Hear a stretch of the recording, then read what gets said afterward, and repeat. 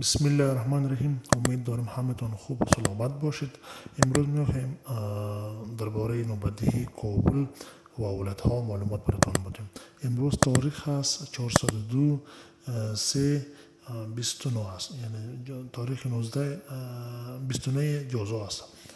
فعلا نوبدهی کابل که است، تاریخ به نوبدهی کابل که است 401 2 23 است. یعنی کسایی که در سال قبل در تاریخ 23 ثبت نام کرده بودند بر اونها تاریخ داده هستند. بر بعضی ها هستند که در 21 22 23 هم تاریخ ثبت نام کرده مگر تا الان برشان تاریخ نداده. علتش این است که اونها در وقت گزینه تایید ارسال که وقتی که فعال بودن اونها تایید ارسال نزده بودن، به مو خاطر یک کمی عقب است. حتما برشان تاریخ میته، فقط 2 هفته الی 3 هفته در بر میگیره، حتما تاریخ برشان میته.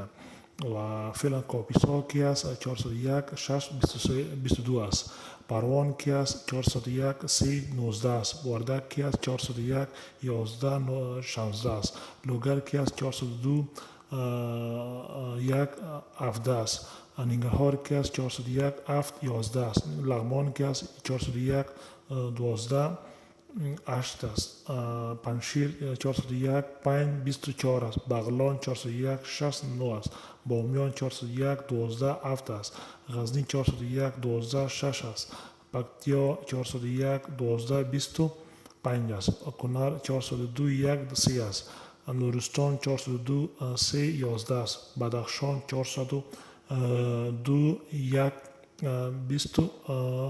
21 است. تخار 402 1 20 است. کندوز 402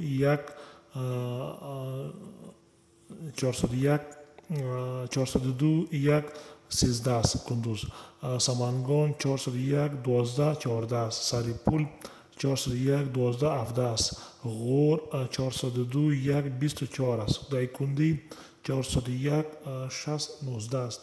و ارزگان 401 7 24 است.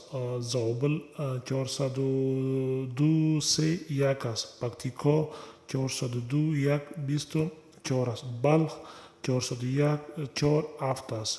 جوزجان 402 1 8 است. فاریاب 401 6 27 است. هلمند 402 1 20 است. کندهار 402 1 12 است.